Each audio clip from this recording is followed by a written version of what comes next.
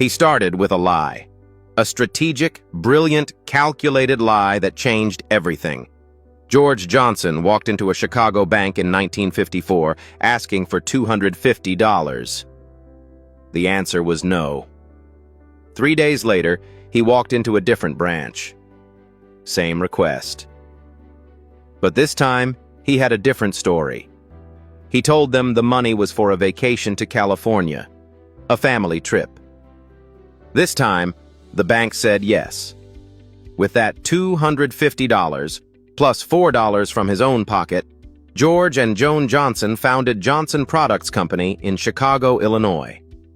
According to historical records, they were about to revolutionize an industry that had completely ignored an entire market. Here's the thing about 1954 America. Black consumers didn't exist in the eyes of major corporations. Revlon wasn't making products for black skin. Maybelline wasn't thinking about black hair. The beauty industry had written off 10 million black Americans as not worth serving. George and Joan Johnson saw that gap and saw an opportunity. Their first product was Ultra Sheen, a hair relaxer George had developed while working as a production chemist for S.B. Fuller's cosmetics company beginning in 1944, according to historical records. Ultra Sheen wasn't just a product, it was a statement. We see you. We're building for you. The results were staggering. According to Black Enterprise magazine, by 1960, just 6 years after founding, Johnson Products was dominating nearly 80% of the black hair care market in the United States. 80%. They went from a basement operation to market dominance in less than a decade. But success attracts competition, and it attracts scrutiny. In 1976, according to Federal Trade Commission records, the government mandated that Johnson Products clearly label Ultra Sheen packaging warning about lye, which could cause burns and eye damage if used improperly. Here's where it gets interesting. Revlon, the white-owned company that had started copying Johnson's products, wasn't initially required to follow the same rule George Johnson called it an absolute assassination of his product. And he wasn't wrong. The FTC was enforcing standards differently based on ownership. Then came the cultural shift that actually saved the company. In the late 1960s, the Black Power movement exploded. The Afro hairstyle became a symbol of black pride and natural beauty. Suddenly, hair relaxers weren't as popular. Most companies would have panicked. Johnson Products adapted. According to the Smithsonian Institution, they created the Afro Sheen Blowout Kit, a product specifically designed for natural hair. The company understood that staying relevant meant evolving with their community.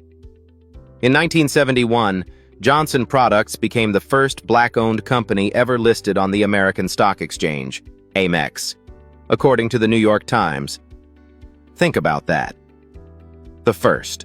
Not just in hair care, in any industry.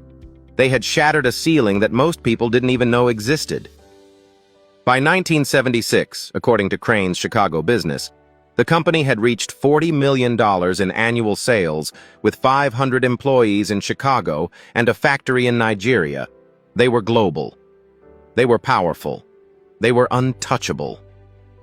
Or so it seemed. Then came 1989. George and Joan divorced. According to court records, as part of the divorce settlement, Joan gained control of the company while George stepped back. Their son Eric became CEO in 1988, but by 1992 he had stepped down, reportedly due to poor relations with Joan.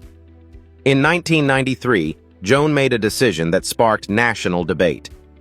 She sold Johnson Products to IVAX Corporation, a white-owned company, for $67 million in stock, according to Crane's Chicago Business.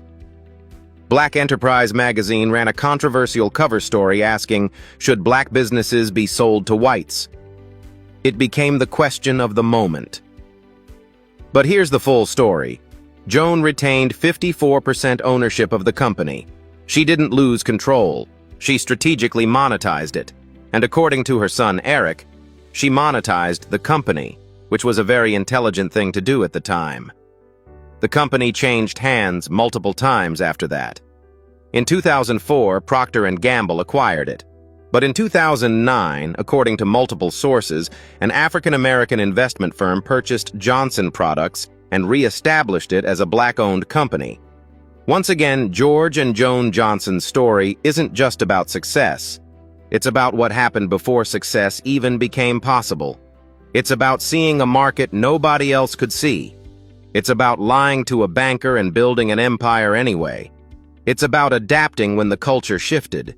It's about a black man becoming the first black businessman to own a publicly traded company on Wall Street. But here's what most people don't know. George Johnson also founded Independence Bank in 1964.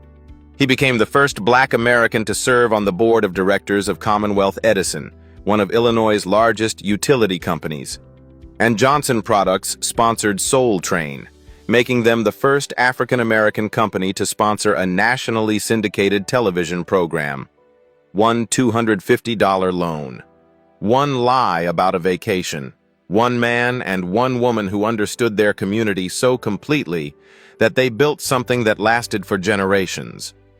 George Johnson passed away on March 31st, 2024, at age 97. Joan Johnson passed in 2019 at age 89. But Ultra Sheen and Afro Sheen still sit on shelves in stores across America. Their legacy isn't just in the products, it's in the blueprint they created for black entrepreneurs. See the gap. Build for your community. Adapt. Persist. That's the Johnson Products story. That's how you build a cosmetics empire from $254 and a lie that turns into truth. Comment below. If you had that $250 in 1954, what would you have built? And more importantly, what are you building now? Like this video. Share it with a young entrepreneur. Subscribe to Ikamifuna History TV because these stories matter. These are the blueprints for Black excellence.